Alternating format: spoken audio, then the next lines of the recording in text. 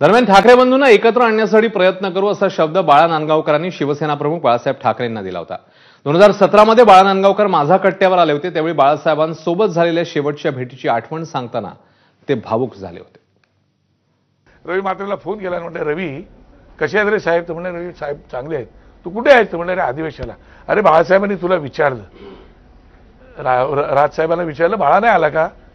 त्यावेळेला माझ्या डोळ्यातून पाणी आलं की अरे माझा नेता ह्या हॉस्पिटलला ऍडमिट असताना सुद्धा बाळा नांदगावला ऍडमिट करतो, याच्यापेक्षा आणखी मला भाग्य काय पाहिजे? तो मी पक्ष सोडून गेलेला माणूस, राज ठाकरे सोबत गेलेला माणूस असताना सुद्धा बाळासाहेबांनी मला विचारलं। म्हटलं मी कधी येऊ भेटायला साहेबांना?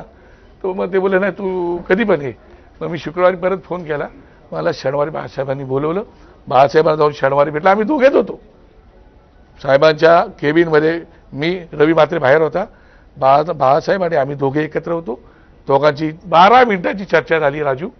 त्या 12 मिनिटात बाळासाहेब जे काय बोललेत ते माझ्या अंतःकरणाला माहिती आहे काय। आणि त्याच्यानंतर डॉक्टर विजयकर आयुर्वेदाचे ते दादरला जातात, त्यानंतर ते आले। 12व्या मिनिटाला मला बाळासाहेबांना जय महाराष्ट्र केला आणि त्यावेळेला बाळासाहेब परत बोलले होते की बाळा बरं होईल ना?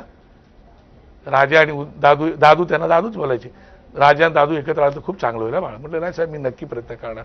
आणि तो प्रयत्न मी बाळासाहेबांना, त्यानंतर बाळासाहेबांची माझी काय भेट झाली नाही, त्यानंतर बाळासाहेबची गेलेच निघून। तुम्ही माझी आणि त्यांची झालेली शेवटची भेट लिलावतीमध्ये, आणि त्यावेळेला मी बाळासाहेबांना त्यावेळेला शब्द दिला होता आणि म्हणून हा केलेला प्रामाणिक प्रयत्न आहे राजू, त्याच्यात माझा काहीच स्वार्थ नाही। या दोघं भावंड एकत्र येऊन माझं राजकारण संपलं तरी चालेल, पण हे दोघं भाऊ महाराष्ट्रासाठी आणि मराठी माणसासाठी एकत्र यावीत एवढीच माझी भावना आहे। त्याच्या पलीकडे माझा काहीही स्वार्थ नाही।